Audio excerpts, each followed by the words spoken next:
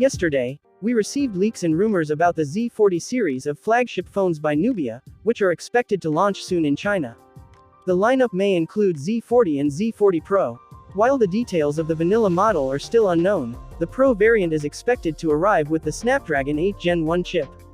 Today, the company confirmed that the Z40 Pro will be equipped with magnetic wireless charging technology. Apple has been offering MagSafe magnetic wireless charging tech since the release of the iPhone 12 series in 2020. Last year, Realme became the first Android brand to introduce magnetic wireless tech by announcing the Realme Flash.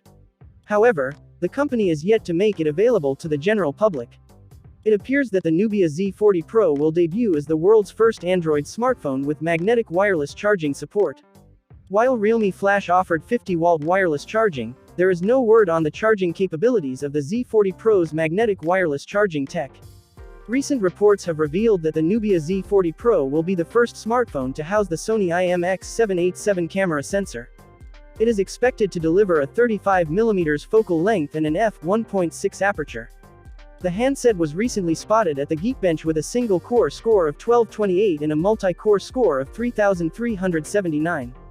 The Geekbench listing of the Nubia Z40 Pro revealed that the Snapdragon 8 Gen 1 powered device will be accompanied by 16GB of RAM, and it will run on Android 12 OS. In addition, the device will be equipped with an aerospace-grade heat dissipation unit.